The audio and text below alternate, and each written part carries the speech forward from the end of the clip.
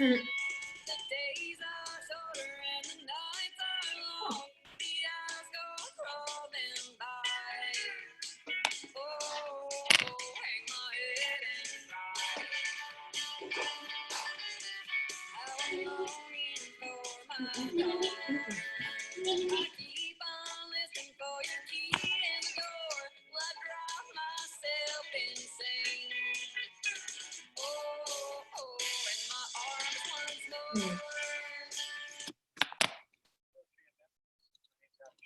And I'm with Oakwood Lending. You can check us out at oakwoodlending.com.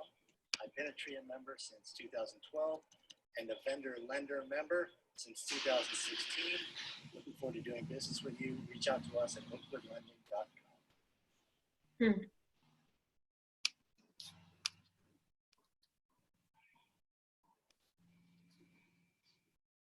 Hello, TREIA family. My name is James Clark Jr. I became a TREIA member 3 months ago.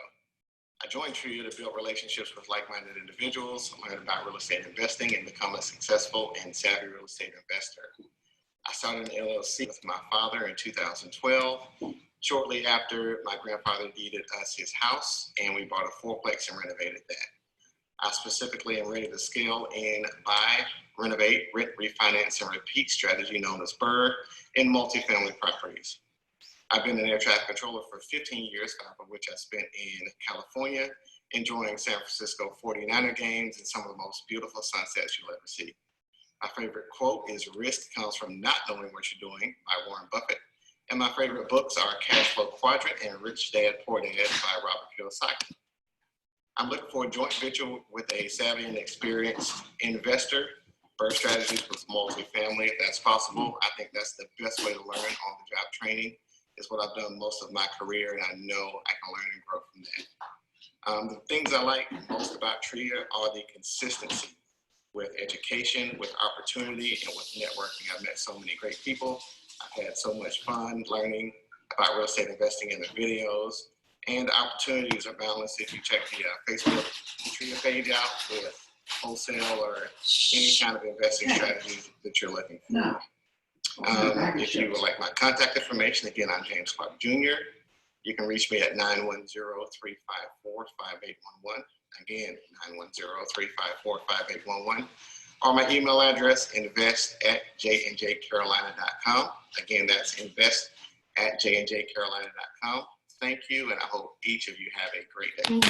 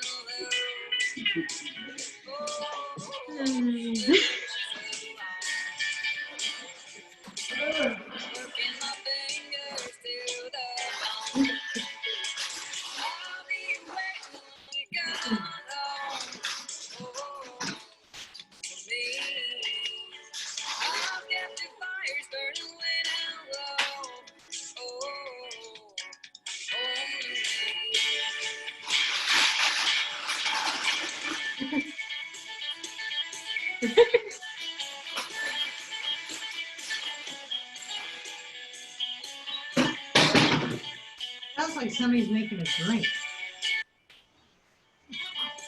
The days are shorter and the nights are long. The hours go crawling by. Oh, hang my head and cry. How I'm longing for my daughter. I keep on listening for your key in the door. Will I drive myself insane? Oh, and my arms once more.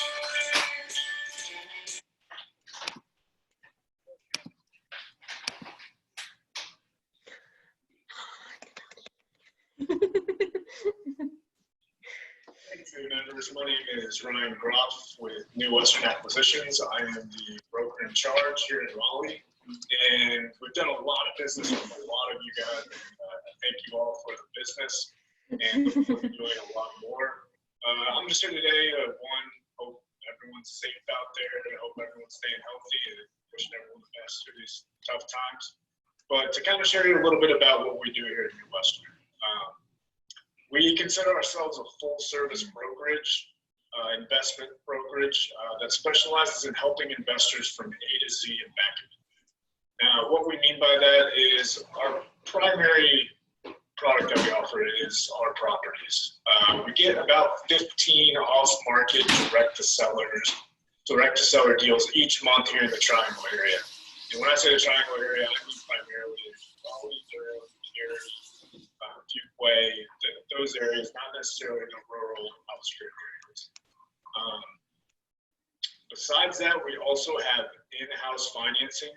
If you were looking to purchase a property, we could get you pre-approved and fully approved that day for a property with very competitive rates matched.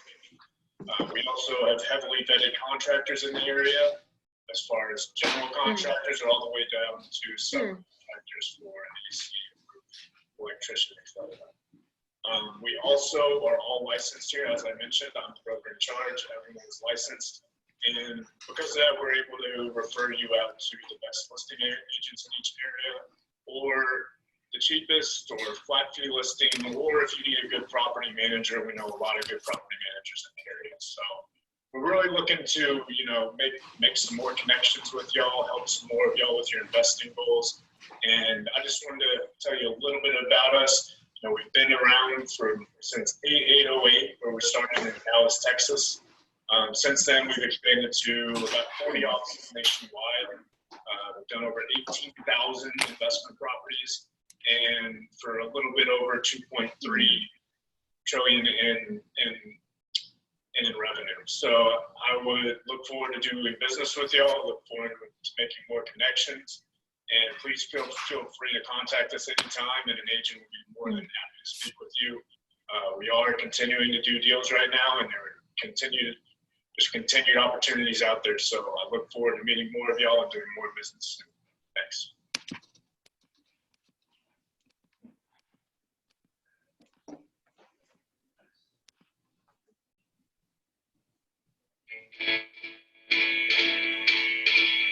My baby left me for the North Country, blowing through winter's blow.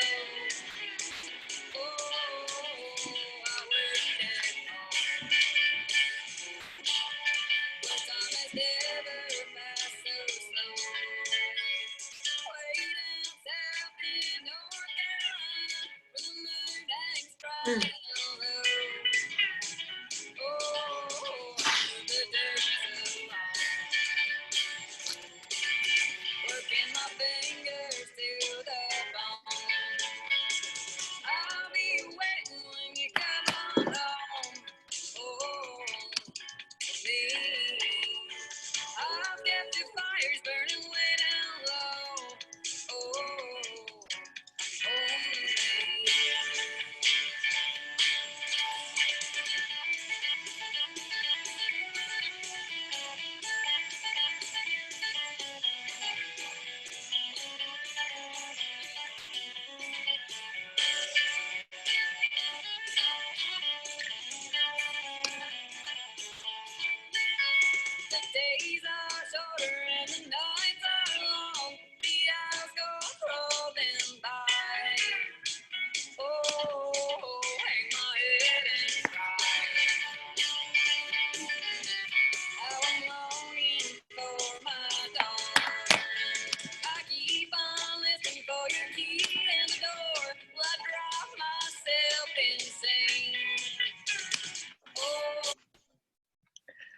Okay, let's get started. Welcome, everyone. Your fantastic subgroup leader, Stephanie Anson, has a great panel lined up for you tonight. So thank you for being here. We just start with a few announcements before Stephanie takes over. Just a few things to let you know that, first of all, we are trying, if you would like, to do a Who's Got What before our subgroup meetings now. We've done it successfully a couple times. So if you have something to share, if you have an offer or if you have a need, go ahead and put it in the chat, just your name, and we will call on you after we get through our announcements. And other than that, we're just trying our best to make up for networking because it's not the same as being in person. Of course, you can't shake hands and meet your forever financial friend. And so we're doing the best we can. We have a lot of networking going on our Facebook networking page. That is Triangle Real Estate Investors Association networking group on Facebook. There's a lot going on there. And for the first time today, we tried doing some Facebook Live to do some networking that way. And that is a work in progress, to say the least.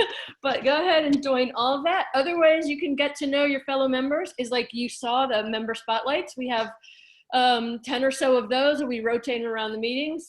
Anyone is welcome to make one. If you're a new member, old member, you can just tell us about yourself, what you're looking for, what you do, really anything you want, and we'll play those for you.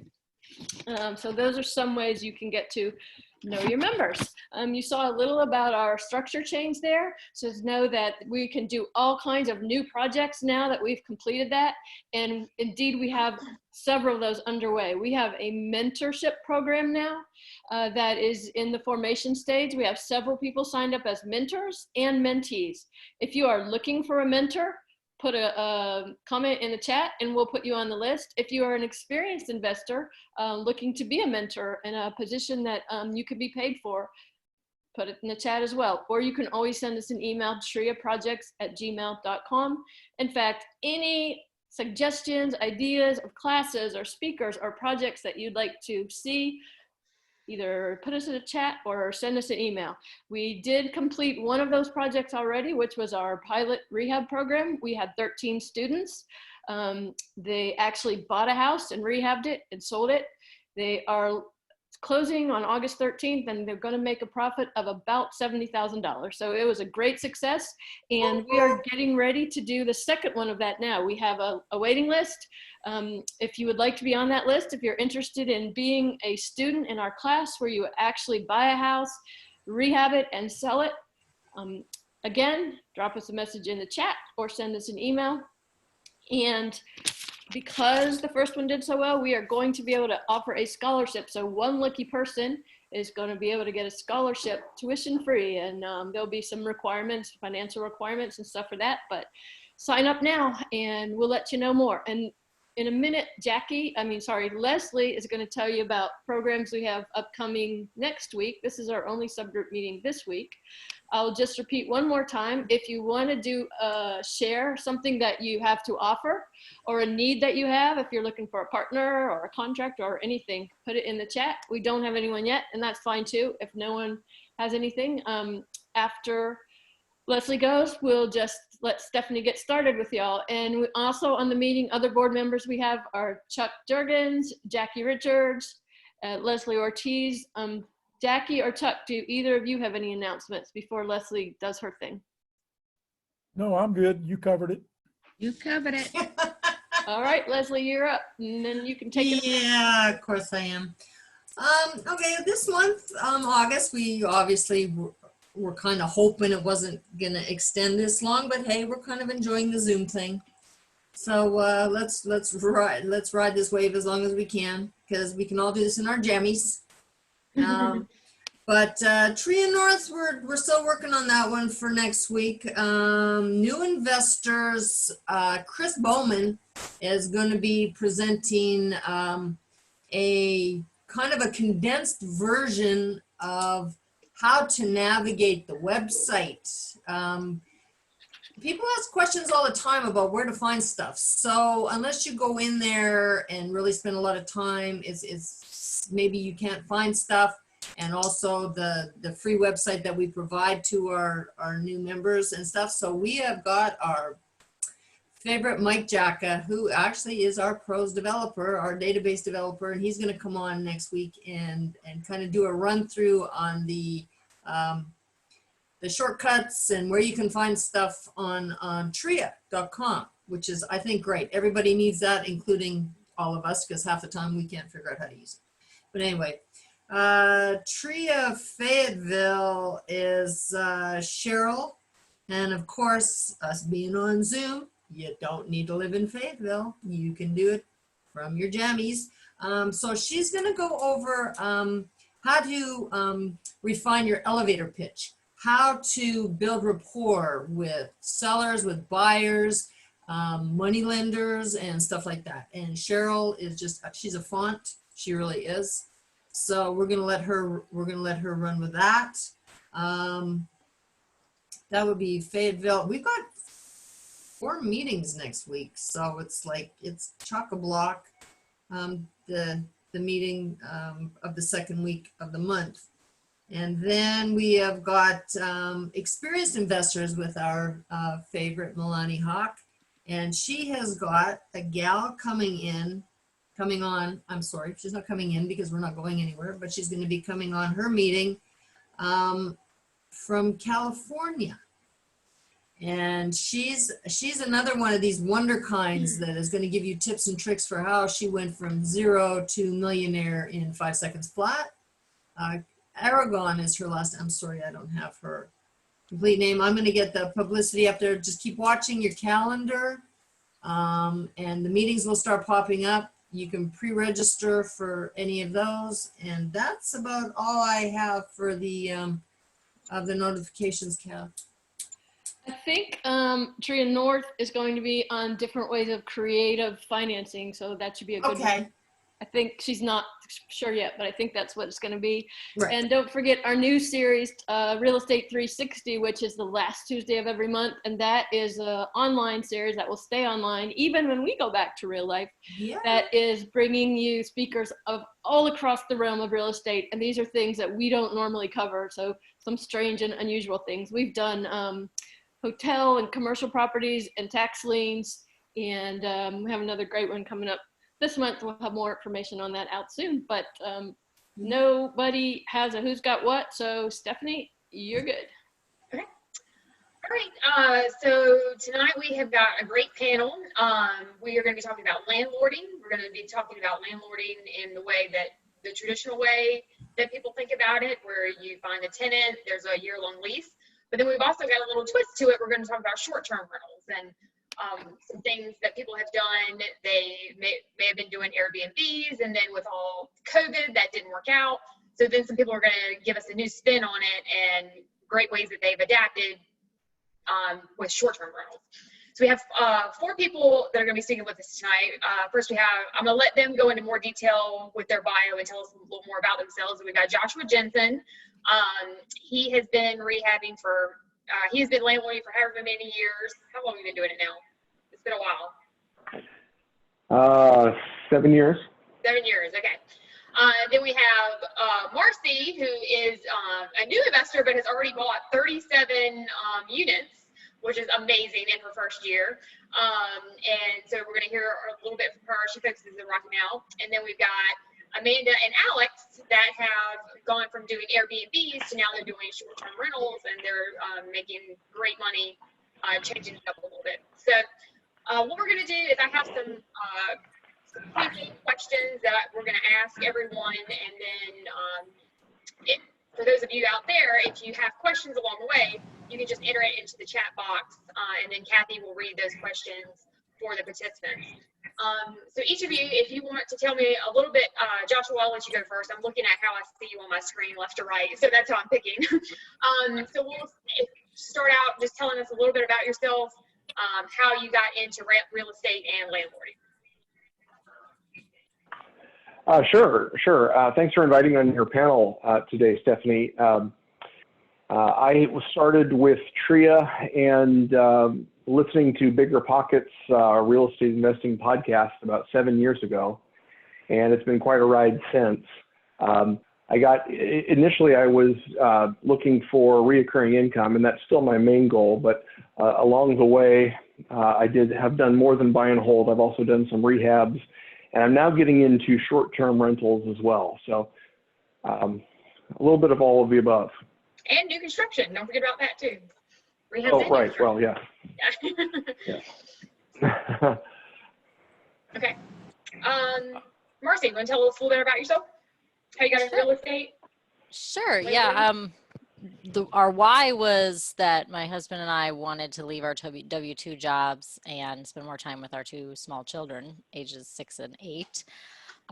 We started in Rocky Mount in December of 2018, buying a portfolio of 6 stores, 2 duplexes, 2 single-family homes, and have been doing the BRRRR method: buy, rehab, rent, refinance, and repeat ever since. And I lied earlier. We're actually now at 41 doors. Oh, excuse me. I can't count. That's awesome. Okay, Amanda and Alex? Hey guys, so yes, we have been doing real estate, gosh, since I go back to, where am I at? North Carolina. I was in California doing real estate. I got back from North Carolina 7 years ago, and we started doing real estate together. Got my real estate license, started a brokerage. We were flipping, doing some other stuff, and then we got into short-term rentals about 2.5 years ago when my dad came down with cancer, and we took him to Mexico for an extended period of time, and we decided to rent our personal property on Airbnb. And so that started us on our short-term rental journey. We at the time had 15 long-term rentals, but now we're turning everything over into more short-term rentals. So it's been awesome. Okay, great.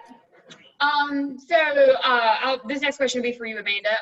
How are y'all finding your deals at this point? That's the deal maker. Alex, how are you finding your deals at this point? Yeah, I find a lot of them Craigslist. Oh, really? A lot on Craigslist and then Facebook. Got to find the private landlords because I try to go through a couple property managers before, and they're like, "No, we got our properties taken care of. You know, we don't need your help." I'm like, "Well, I'm just trying to help you out." But all the private landlords, I go to them, I have a little pitch, and it took me probably about 10 to 15 people at first to get our first property. It was a numbers game, this and that, but now I got my pitch down, I've got a company up and running, so I can close about 90% of my deals, everybody I talk to. And just to clarify, we do arbitrage. Yes. So we bought our first 4 properties for a short-term rental, but now we are actually renting the properties from the landlords and then turning around and subleasing them out. So we're pretty much doing a master lease on all of these properties. So that's why he's talking about talking to the landlord. Right. Okay. So at this point, you own what you owned before, but you're not buying. You're not actually buying at this point going forward. Okay. Not anymore. Not unless it's a lease option and it's a really good deal. Okay. We'll start buying when the market slows down in a year or two, when everything, we'll start buying again for long term. Okay. Okay. Marcy, how are you finding your deals? So I'm really lucky. Like I think Amanda and I'm sorry, what was your name? Alex. Amanda and Alex. In that I have a wonderful partner, and my side of the business is property management, which is I think why I was asked to be here, and the acquisition side of the business is my husband's. So I'm going to give you the really high level response, but don't ask me details. Pocket agent deals, driving for dollars, and the network that he's built up. People are coming to him now knowing that he can close and fast and have access to money to do it. Okay, great. How about you, Joshua? So my answer is all of the above. I do both short-term and long-term rentals. I find them via wholesalers, via realtors, occasionally on the MLS.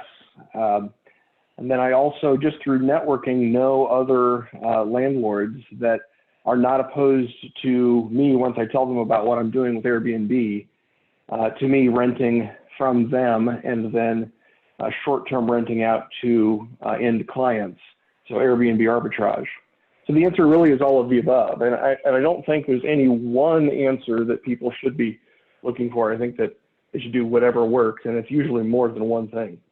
Yeah, multiple streams at one time. So question for Right. Amanda and Alex. Do you manage the Airbnbs yourself No. or farm rental / cleaning day to day out to a manager? I guess that means, do you farm the rental and day-to-day management and cleaning out to a manager? That So we have an question is from in-house. Patrick Madonna, sorry. Patrick McDonough is asking that. Cool. So yeah, we have an in-house manager, I would say. He's amazing. And you want to say everything that Glenn does for us? Yes, he's a one-man show.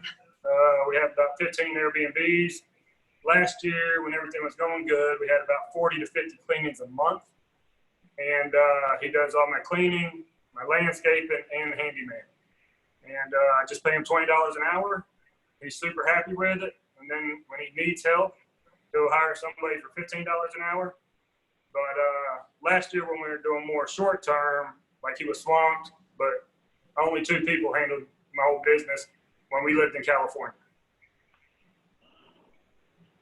He runs everything from his cell phone as far as like the messaging and all of that. Like he does everything from his cell phone. So that gives us the freedom to travel. Like we're in Cabo for 4 months. We spent 6 months in LA. So we're always traveling. So if it's not something that we can't run from our cell phones, we don't do it. So we have to make sure that that's a really good turning wheel back there. Right. Okay. Okay, so Joshua, I'll go back to you. How do you determine, when you see a deal, how do you determine if it's a good deal? Well, I ask myself primarily, will I make any money? That's one good metric. It depends. For a typical buy and hold long-term rental scenario, you can go through a cap rate calculation, and that's something I would encourage everyone to do at some point. But sort of back of the napkin calculation is the 1% rule, and that is to say that the rent that you make from 1% of the purchase price, 1% of the value of the property should come back to you every month in rent. That's typically what is known as the 1% rule. So if you buy a property for $200,000, it should rent for $2,000 a month. Sometimes you can do that depending on the. Another question for Amanda and Alex from Richard Shocker. For your arbitrage rentals, do you pay the landlord a flat fee or do you profit share? What is the benefit to the landlord? Can I get above market rent from you? Like as a landlord, do you pay above market rent? So we've only had to pay above market rent one time, and I think our second property that we got under contract, the landlords love us. So you're talking about the benefits. Well, number one, we go in there. All of our, well, I wouldn't say all. Now, the majority of our clients now who are staying in our properties are people who are buying houses from us. They're corporate rentals. They're insurance agencies. But the big benefit for the landlord who's going to rent to us is they know 100% these properties are going to get cleaned. They're going to be professionally cleaned. They're going to be a lot less wear and tear on the properties. Anything under $200, we fix, and it's in writing. And then anything over 201, they fix. You know, there's just so many benefits for them renting to us. We do an automatic deposit into their account. We have great credit. We have a great track record. So our landlords that now have rented to us, they are actually looking to purchase more properties just so that they can rent to us. So they're like sending us properties like, hey, will this work for one of your rental properties? And we're like, yes or no, right? Because a short-term rental is not a normal rental property. It has to be in very, very good condition or we won't touch it. And that's just something that we do because we want all of our properties to be top-notch. So it's great for the landlord. Do you have anything to add? You know, I go in there, you know, sometimes if it needs to be painted, I do that. You know, I laid floors in a couple bathrooms before. You know, I power wash the houses. You know, we get it in tip-top shape, you know, for our clients. And like the landlord came over one day, I was power washing the driveway. They're like, what are you doing? So we just keep up with the property. So it's little things like that. But once they see that, they're not going to turn back. And then we have other landlords already, you know, they have a second property. Who's the first person they call? Us. So, you know, you just build rapport with them, and, you know, it's great. So there's a follow-up to that. The what about before they know you? Is it difficult to get them to do it the first time? I don't never talk business over the phone. I want to go to the house. I want to meet them. And then, you know, I explain what I do. You know, I got t-shirts, hats, swags, business cards. You know, I go in there and I just build rapport, tell them, you know, we had 15 long-term properties. You know, we got paid on time, never had to evict anybody. But they just didn't keep up with the property. You know, they didn't keep up with the yard. They had broke down trucks in there. You know, the water leaks. Oh, the toilet fell through. Oh, it's been leaking for 3 months. Didn't tell you. It's just, you know, little stuff like that, you know, for the long term. So we sold all our long-term properties in 2019 because the cycle of 10 years, we're like, you know, it's 10 years, something's going to go down. We didn't know it was going to be COVID. But, you know, we sold most of our long-term properties that way. You know, I took $100,000 cash, got $10,000 to get into each property. That's first month's rent, deposit, and then the furniture for the property. So I took $100,000 cash, went out and got 10 properties within 5 months last year, 6 months.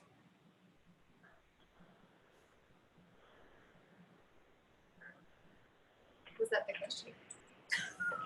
Okay. Okay. Did we answer the question? I just tell them.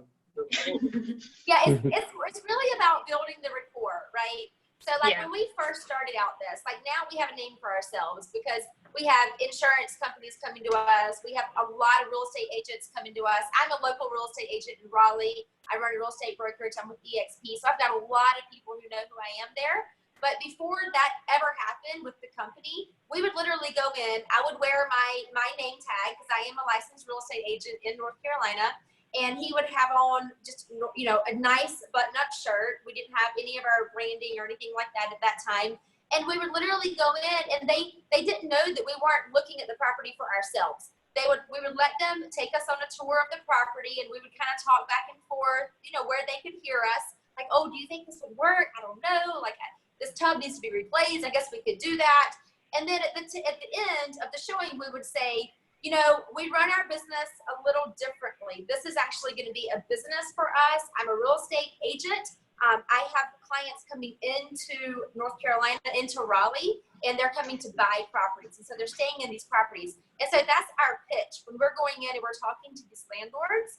And so that's why I think it was easier for us to get the properties is because, yes, we're putting these on to Airbnb, and we sold them on the fact that, hey, you're getting AAA insured. Because you have your normal homeowners association, you also have the Airbnb insurance, and you have, we insure it as well, and not homeowners, but your own, you know, homeowners policy. And then we have another insurance policy as well. So that's how we led them into the conversation of, oh, by the way, we're putting this on Airbnb as well. Does that make sense?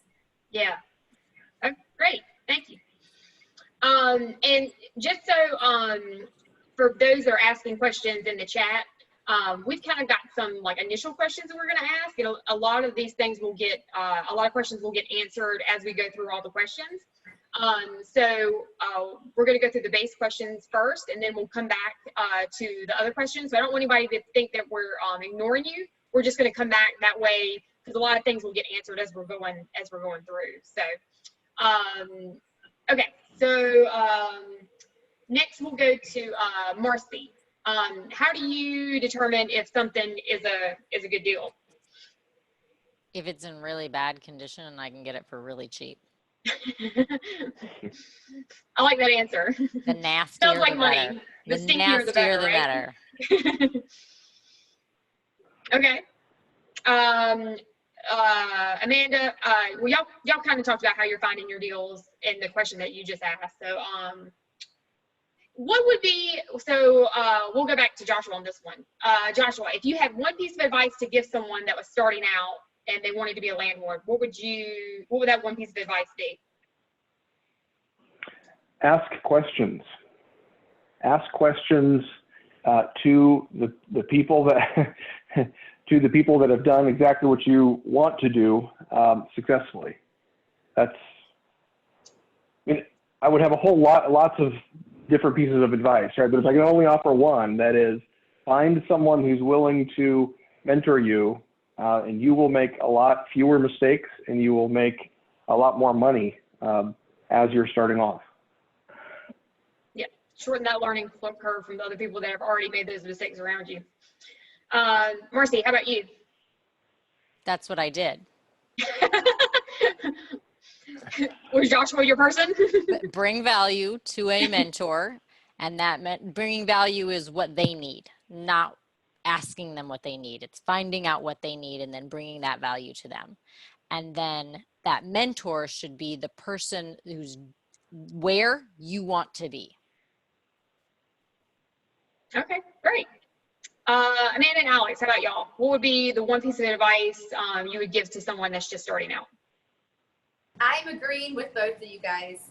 I'm a big believer in surrounding yourself with people who are doing the things that you want to do and the people who are going to bring you up to that level. And so, yeah, I mean, you're doing it right now. You're on a Zoom with a bunch of other investors. So kudos to you. Keep that up. And really, it's just networking. You know, I teach all of my agents how to do what we do. I love it. I think everyone should have multiple streams of income. And if that's something that you want to do, exactly what these guys are saying, go find someone who's doing it and be mentored by them. If you have to buy a course, buy it. If you have to do whatever you have to do to get close to those people and become friends with those people, do it. I don't care what it costs, just do it. Okay. So you kind of talked about this a minute ago, Amanda and Alex. I'll stick with you on this one. So you're doing everything from your phone. You're on the go. You're living in Cabo. You've lived in California. Do you have any management tips or tools for property management as you're handling all this, and also traveling and once we scale our business a little bit more, once we get up to about 20, 25 properties, I just want to pass it on to somebody else. You know, so I'm going to have to go out and get a property management that does short term. You know, I know there's a lot with long term, but I want to get, you know, a good system in place where I can have, you know, my short term run. I can have my guy Glenn doing what I'm doing now, so I can be completely hands off. So. Yeah, I think that's important because, you know, we have Glenn right now, but we're, you know, we're dealing with issues with like security deposits and stuff like that because I am a licensed realtor and I don't want to hold an escrow account. So I am just waiting for the perfect agent to come along with property management experience that wants to partner up with us and take this thing to a big level because I don't want to do that. Like, I don't want to be stuck in Raleigh running a property management company. That is the last thing that I want to do. And so we definitely, we need that right now. So if you're on this call and you're in property management, let's talk. Okay, Joshua, how about you? Do you have any tips or tools? And I don't know if it's, you've got long-term and you've got short-term, so you can maybe talk about both if it's different for either or. Sure. So you're specifically looking for just tips and tools and tricks of the trade? Is that the? Yeah, you know, just things that help make property management easier. Yes, absolutely. Lots of things like that. I actually created a list. Hold on here. Let me bring that up. I've got, I won't filibuster, I promise, but I view my job, and Marcy has heard me say this many times, I view my job ultimately is to not have a job. My job is to not play any of the instruments in the orchestra, but rather to be the guy standing up in front that just sort of waves his hands around occasionally, right? And everything goes, everything else should go as planned. So I'm a former computer engineer. I have a love for systems and automation, and that's how I approach both my long-term and my short-term businesses. I try to use tools to do the work. I realize that if I'm doing the work, then something's wrong, right? If the orchestra, if the conductor has to sit down and play the first chair violin, the violin sounds better, but the rest of the orchestra starts to sound pretty bad. The tools that I use there's lots of them. I use for long-term rentals, I use landlord locks. I have a master key locking system. I use a tenant turner to schedule tenant showings. And we can talk more about that if you want to, but there's lots of tools. On the landlord side, I use Buildium. You want to take just I don't, 10 seconds on each one of those and just explain a little bit more for people that are brand new Sure, what they sure. are. So Buildium is a Sure.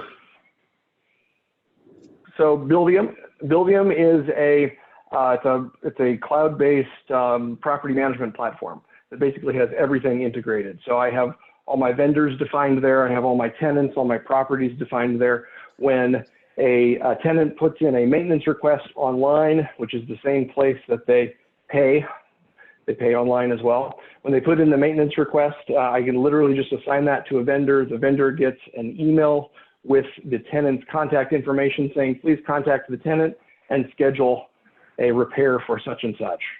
That's it. That's how I fix a sink. I literally click a button that says someone else is going to fix the sink. Yeah. So I'm just the orchestrator that's going in between these. So it took me, I did that today actually. It took me about 5 or 6 seconds to send my plumber the request to fix my tenant's sink in Rocky Mount. That's Buildium. That makes property management relatively easy. And the scale is, I think you can do all of this manually, but I think really what happens is that this allows you to scale. Okay. Marcy, how about you? Do you have any property management tools or tips that you recommend? All of what Josh uses. Is there anything amazing that he didn't mention? We're piloting virtual tours so that we don't have to do showings. Mm-hmm. So that's working out so far. Marcy, tell them about Tenant Turner. Through Buildium? It's great because we could put in the schedule for our real estate agent who did our showings, and tenants call a phone number or go to a URL that's syndicated out through Zillow or apartments.com or wherever Buildium syndicates, and it'll bring them to a website that shows them all of my listings, and at that point they can see the application link, which is done in Buildium, or they can schedule a showing, and that again works through Tenant Turner to set up what the availability is depending on the day and when they want to see it. Okay. I don't use all the features in Tenant Turner. I think Josh uses, but did you mention, Joshua, the NAA lease? No, I didn't. That is another one that I highly recommend. I know there's a real estate agent lease, and it's nice. My lease is 24 pages, and I hope bulletproof. Yeah. I'm paying for it, but to me, it's an investment that's worth it. Yeah. Okay. So, so this is different. I know Josh was telling me about this earlier when we spoke on the phone, and I thought this was really a unique way to do it. So tell me about the D word, deposits, security deposits. How do you handle that? Right. As a landlord, there's all kinds of ways, and Amanda, I know she knows this too. There are all kinds of ways you can get in trouble with security deposits. All sorts of different ways that legal aid and or any other attorney that might be representing a tenant or a former tenant might come after you due to security deposits. So one of the things that I do that's maybe a little bit different than your standard landlord is I don't charge security deposits at all. I have no deposits for just general health and well-being of an apartment or a property that someone would rent. Instead, I charge a move-in fee. The Attorney General of North Carolina does not like that term. Charging tenants for things that tenants do automatically is not something that that is a great idea. An oxygen consumption fee would be something that I would, as a landlord, that I would support, but that would also probably not pass legal muster either. So instead of a move-in fee per se, although this is more or less what it is, I'm charging a rate lock guarantee. So I have a 2-year non-refundable rate lock guarantee that I charge in lieu of a security deposit. It is not a deposit. Tenants do not get that back, but it does give them something that they wouldn't otherwise have if they didn't have a security, or if they had a traditional security deposit. And that is that I promise that I will not and cannot raise the rent on them for 2 years. Now, whether they choose to stay with me for 2 years or not is their choice. But the point is that a traditional landlord is going to say the rent is, let's say, whatever, $900 a month, and there's a $900 security deposit. So what do you need to move in as a tenant? You need $1,800, right? What I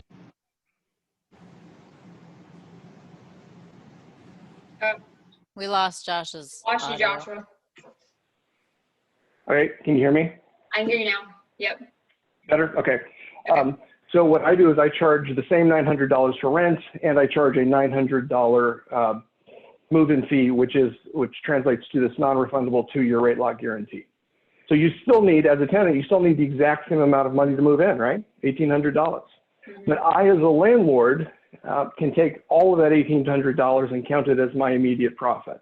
I also do not have to track it separately in a different account, and we don't have to fight at the end of your tenancy over whether or not you deserve all or some or none of your security deposit back.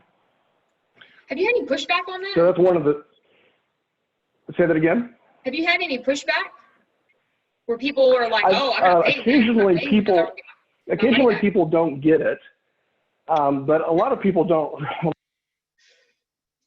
Oh, we lost you again. He muted himself. He's self-muted. Did he? Mm-hmm. Oh. Up, you hit the button. I mean, they're going to pay the move-in costs anyway. It's the same. Yeah. Right. Can you hear me now? Yeah. Yes. You must be hitting the button. Okay. I'm not muting myself, by the way. I keep telling, Zoom keeps telling me that the host is muting me. But anyway. Oh. Yeah, so occasionally someone will say, wait a minute, what's the security deposit again? And my answer is, the rent is $900 a month, and there's a one-time move-in fee for the same amount. Mm-hmm. And then they say, so what was the security deposit? And I say, the rent is $900 a month, and there's a one-time move-in fee for the same amount. If they come back and they say, so is that a deposit? My answer is no, but it buys you something that you wouldn't normally get if you had a deposit. And I go through the whole idea there that I can't raise the rent on them for 2 years. I've had one person in the history of me doing this for 3 or 4 years now refuse to rent from me.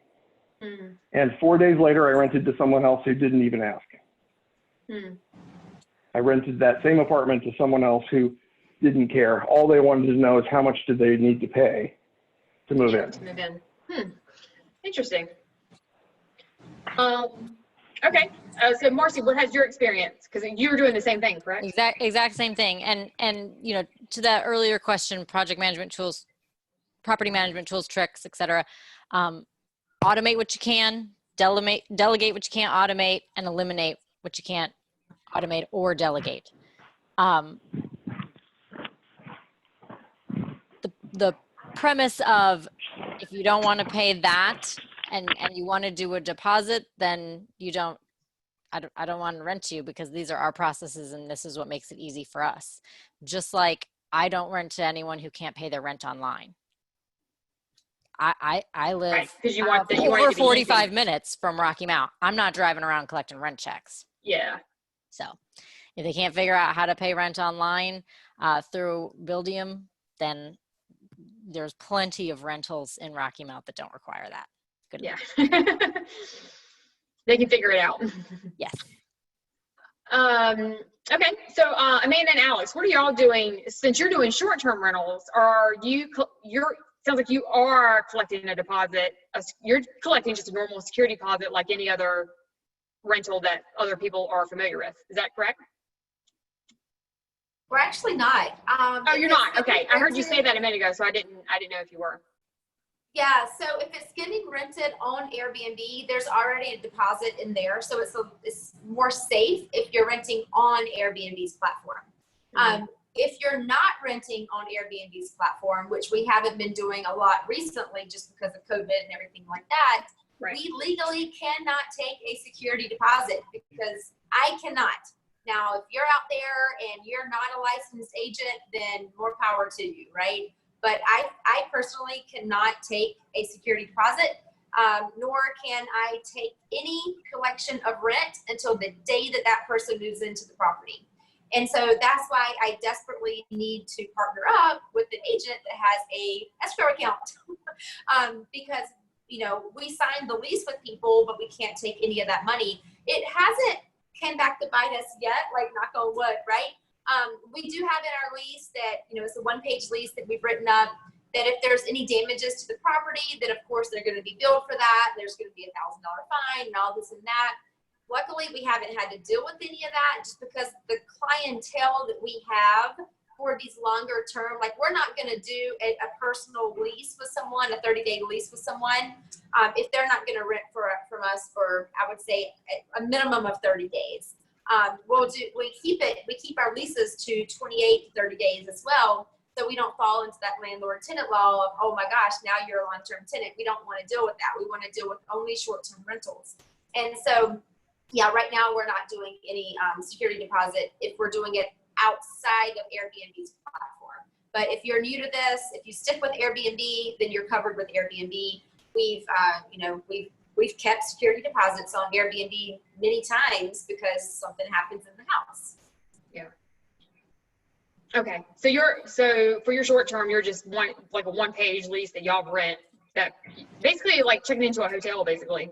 Like, hey, if we mess anything up, then we're responsible to pay for those damages. Yeah. Okay. And so Joshua and Marcy, what are y'all doing for leases? It sounds like y'all are using the those letters are leaving my head. Apartment Association lease. National Apartment Association. I think it's National the Apartment NAA. Association. Mhm. Okay. The North Carolina Apartment Association is not called the North Carolina Apartment Association because that acronym was already taken. It has something to do with college basketball, I think. But the AANC, the AANC just recently, literally about a month ago, almost exactly, stopped using their own customized lease, and they went back to using the National Apartment Association lease, so the NAA lease. Okay. It has some North Carolina provisions and addendums to it, but that's what I use. I believe that's what Marcy uses as well. One of the, yeah. Mm-hmm. So I mean, we've talked a little bit about this, but like, how has COVID affected, this is for just all of you and any one of you can answer. How has COVID affected you thus far? What is your vacancy rates? You know, what is your occupancy rate, collection of rent? Have you seen a big difference? So before we move to that, there are two unique things that I do with my lease that I wanted to point out. And one of them is I only sign month-to-month leases. Yes, good point. That has been incredibly helpful in the next question. You're doing long-term rentals, but you're only signing month-to-month leases. Right. And, so you want to talk about that? And when someone's not paying, or I don't like the way they're being a tenant, like maybe they're violating something in the lease and I don't want to have to go to evictions court because they're closed down, I just don't renew them. It doesn't have to be about a violation of the lease. It's just, look, I'm not interested in renewing anymore. But you can't do that on a one-year lease. You gotta wait till it's up. Right. You have but to if you have a month-to-month for... lease, either party can terminate. And I've had a few instances where tenants that I've signed up have left early on, right? But in effect, then they're giving up that 2-year rate lock fee too. Rate lock, yeah. Right. They got to go someplace where there's probably a higher rent because it's been months since they signed the lower rent. And I know Josh and I keep raising our rent. Okay. So how has COVID affected? No, I'm Oh, sorry. I'm sorry. Go ahead, Stephanie. No, I was just asking another question. You go. Oh, I was just going to say that's really powerful, what Marcy said. Having to prove in a magistrate that they broke this provision or that provision of the lease, or suing them for rent not paid, and then magically on the day of court they come up with the money, means that you're going to lose, or at least they're not going to leave, right? Just simply saying I didn't renew their lease, and by the way, I don't have to give a reason, I just didn't renew their lease, is very powerful from a landlord perspective. Okay. Okay, so we'll go back. You were asking about COVID? Yeah, so we'll go next to the COVID question. So especially for both of you that are doing long-term, has COVID affected your rent collection? Have you found that you're not, or has that really been no different thus far? I don't know about Josh, but for me, it's the opposite. I've got properties I'm signing leases on that haven't even been listed yet. Oh, okay. And collection's been good on everyone that is a tenant so far. Okay. How about you, Joshua? I've found that I have over 100 tenants today, and I found that I always seem to be, pre-COVID, I had about 5% that were in trouble, in some sort of financial trouble. They lost their job, they, for whatever reason, they're not paying. With COVID, I think it's probably increased by another 5%, so I'm probably up to 10%. So not terrible. Not terrible. I'd rather that not happen. Yeah, right. Yeah. But the people, I'm going to eviction court actually tomorrow, and all of those three folks that I'm evicting in Nash County are attempting to evict at least. All of them lost their job before March of this year. Okay. And so I don't know that it's actually changed.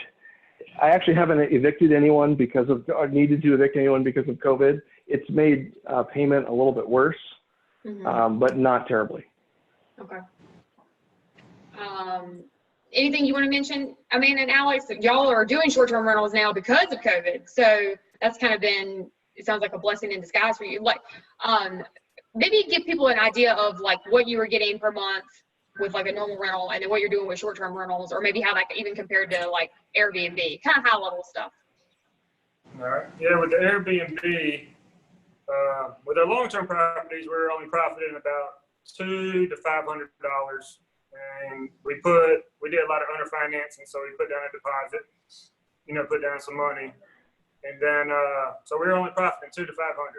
Just so with Airbnb. What would that, like, let's just say initially, like if you had a 1,200 square foot, 3-bedroom, 2-bath kind of traditional house, like what would that have rented for normal long-term rental situation? Probably about $1,200. Okay. And then what were you getting with Airbnb? Same property scenario? Probably about $3,000. Okay. And then what are you getting with a short-term rental per month? Anywhere between 28 and 32. It depends. Between 28 and 32. Okay. That's great. Let's see. People that buy houses can't afford, like, oh, 3,000 is a lot. But then we have other properties that are 3,500, 4,000. Right. But when COVID hit with the Airbnbs, we lost $40,000 in cancellation fees. Yeah. Ooh, that's crazy. Yeah, for March, April. You're kind of going in and out. Your video's freezing. Yeah, you're freezing up. Oh, yep, you're completely frozen now, I think. Okay. Yeah, I think we just lost him. So those are most of the like base questions I had. We'll start taking some questions from the chat. Hey, Kathy, do you have some questions? Yep. Let me scroll back up to where they begin. can I add to that last, like, Yeah, sure. COVID There you are. and advice and experiences, you know, related to the whole like month to month and all that stuff. What's helped me is trusting my gut when screening tenants. I have a very specific list of qualifications. I stick to them, and the 2 times I didn't, the 2 times I was like, well, I guess I'll accept it. It's a little bit under, but you know, it'll be fine. And I haven't felt good about it in my gut. Those are the mistakes. And again, I Yeah. didn't have to evict. I just non-renewed their leases. And yeah, there might've been a little bit of damage at the end, and I'm sending them to collection so the next landlord doesn't have to learn the same lesson that I learned. But when I do go with my gut, when I trust my feelings, when I'm talking to these people, when I'm pre-screening, it's good. Yeah. It hasn't been a problem since on those. Oh, good. We'll come back to Alice and Amanda real quick, and then we'll come back to Kathy. Did I lose them again? Oh, well, I had Alice and Amanda. I think they left again. Okay, I'll save that. Okay. There's a question from Richard Schachter. You mentioned NAA lease. I tried signing up with the Triangle Apartment Association in order to use the AANC lease. It has an online usage model, but I found it was only designed to work with apartments and not single family homes. What has your experience been? We make it work. Yeah. My experience has been that you can make it work. It has some language in there talking about the commons areas of if should you have them in an apartment complex. But if you don't have commons areas, then you don't really need to worry about the language addressing them. You can make it work for sure. There has been some talk, by the way, at the Triangle Apartment Association and at AANC of coming out with a lease specific to single family homes. I don't think that's happened yet. I don't see a huge need for that, but they know more about it than I do. So Richard asked, do you have your own custom addendum to the NAA lease, and can you give an example? That's what I was going to go with next was, you know, one of the things that when we were talking about structuring our leases month to month that Joshua and I also use extensively are the special provisions. And that's a new section of the NAA lease that is very large. You can add as much as you want to it. So the one that I saw in his sample lease that I've stolen because I love it is my office hours are 9 a.m. to 5 p.m. Monday through Friday. And calling, texting outside of those office hours for non-emergencies is a breach of lease. Why? Because I can. Because I don't want to get a call at 6 p.m. when I'm eating dinner with my kids. Okay, great.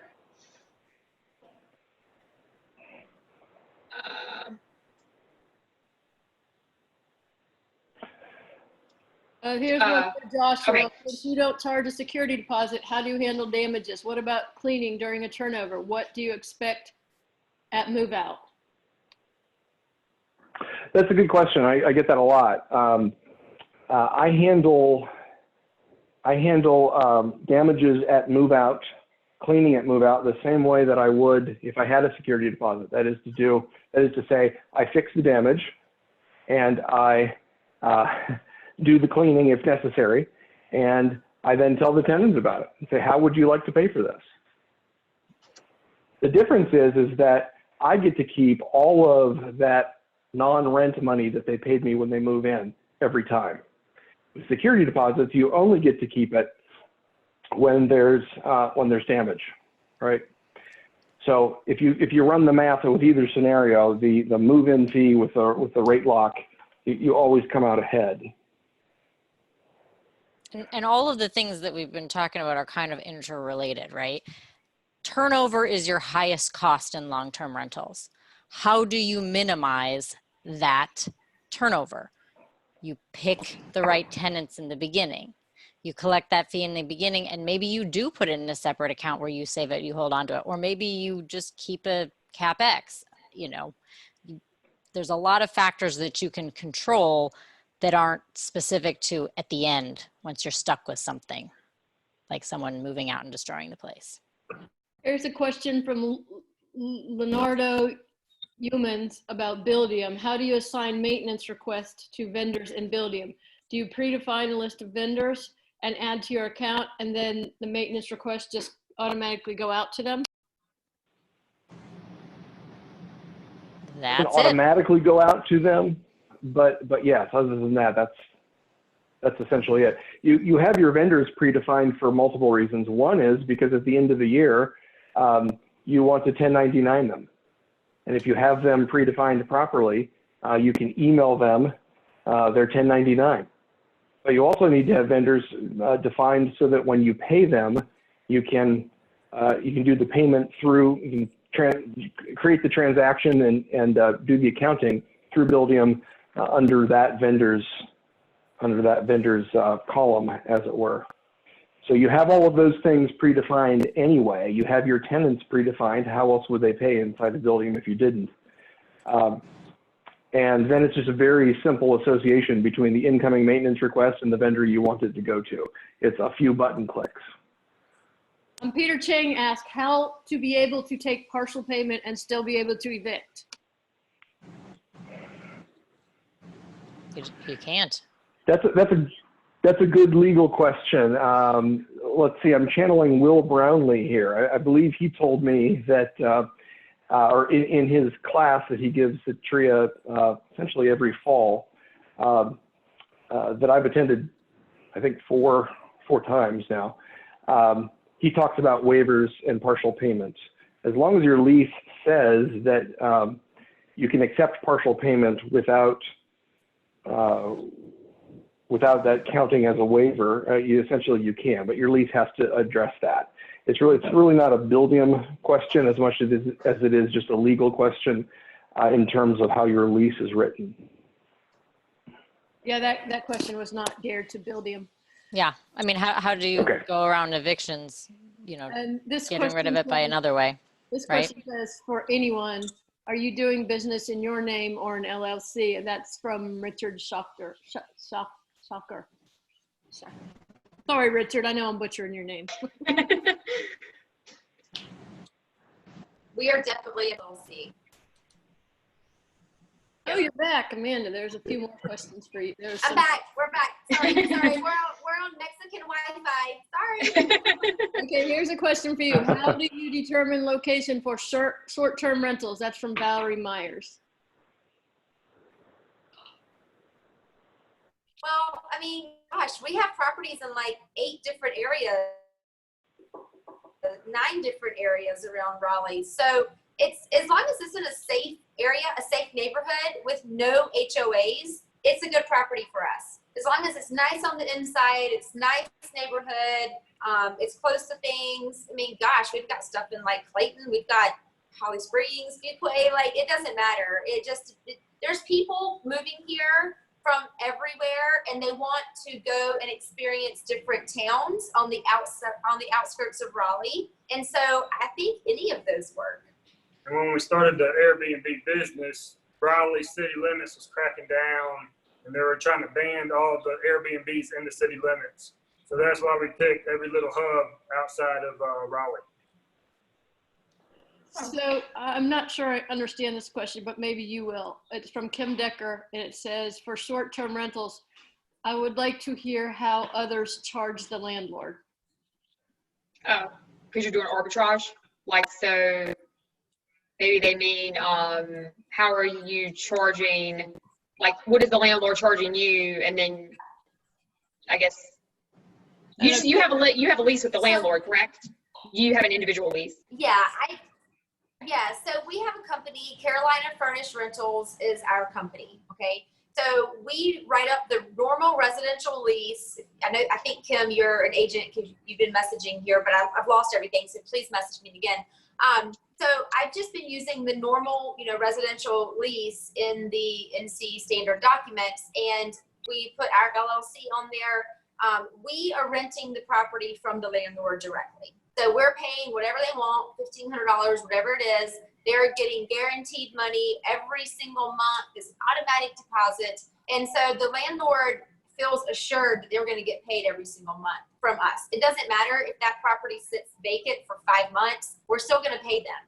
And so, I mean, it's not, right? But yeah, that's their kind of reassurance. Was that the answer? I don't know if it's not, you can, she can put it, you can give a better explanation up here if that wasn't what you were looking for. Gia Lou is asking for month-to-month leases. I think this is so for month-to-month leases, what if the tenant holds over? Then it's still necessary to evict. Yeah, but then you're evicting on a holdover. You're not evicting because, you collected rent or they're late on rent or they're violating some other part of the lease. It's a lot easier to evict on a holdover than anything else. And Leonardo asks, how do you determine what the market rent is for a particular apartment in a specific neighborhood or area? Push it and see what you can get. And Loretta from Joshua and Marcia in regards to if your rentals are in the personal names or LLC. In LLCs, for sure. LLCs. That's all I got. So I sort of had a follow-up to the second to last question there, which is how do you determine the market rent? Kathy, do you know, was that in the context of short-term rentals or long-term rentals? It didn't say, so Okay. I'm guessing long-term, but it did. If you would like to clarify that, Gia, feel free. Yeah. So rentometer.com is actually a decent long-term rental resource for setting rent. For short-term rentals, Amanda, do you have any magic that you use to set prices for your short-term rentals? I like to push it and see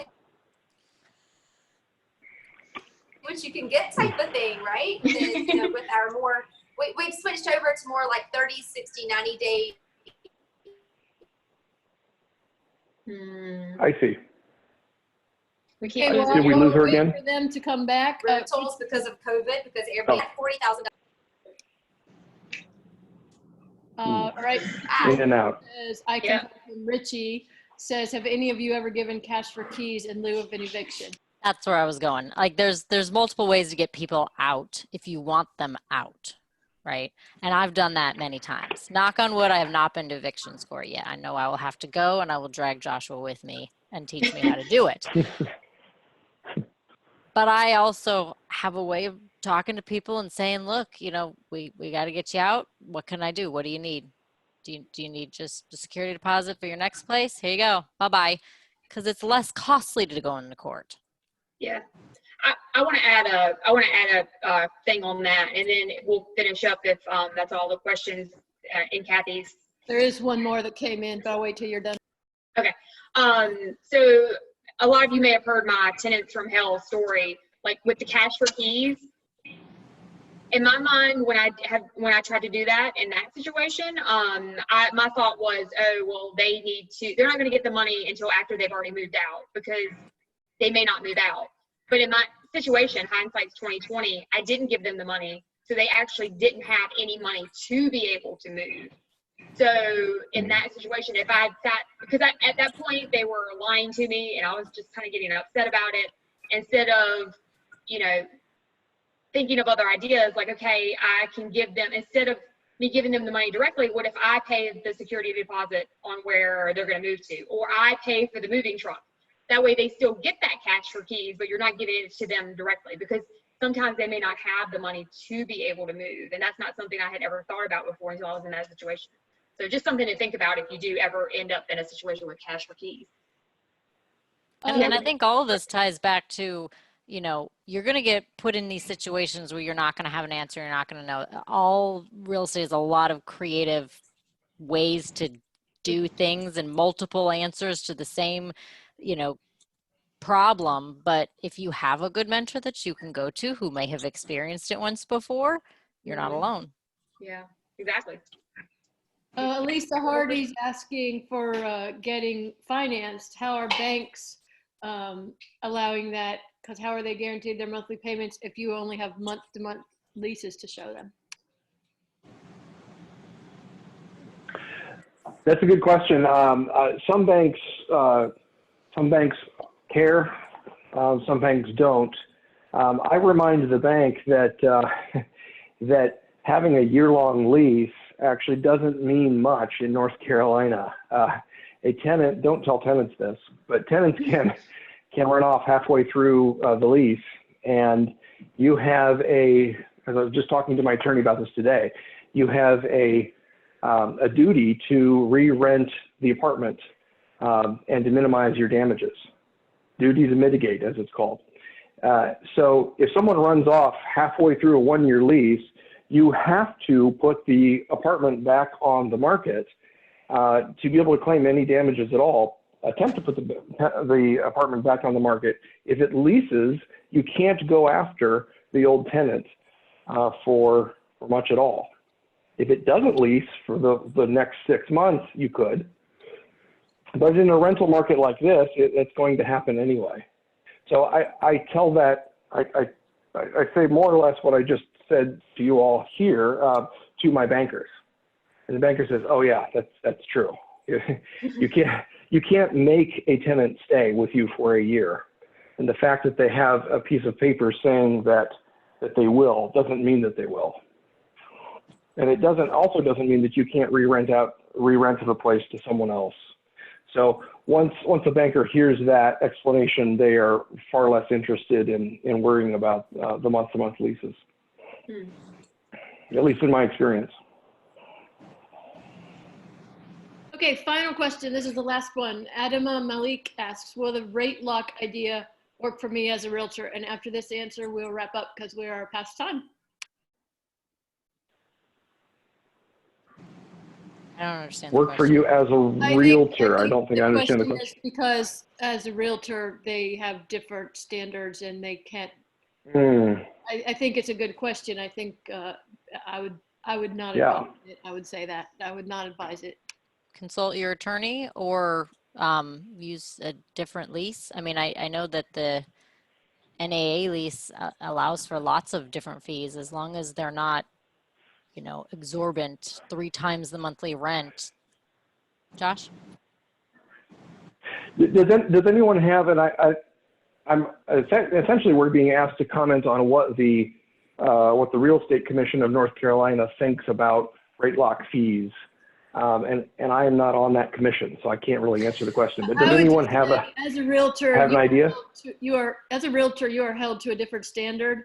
I would not recommend undertaking that strategy as a realtor. And as somebody said, consult your attorney. Mm-hmm.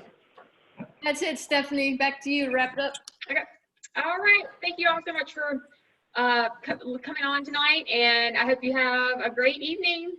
Big hand for our speakers. Yay. We're all clapping for you. Everyone have a wonderful evening. Very good. Thanks, everyone. Thank you all. Thanks, guys. Stay Bye. safe.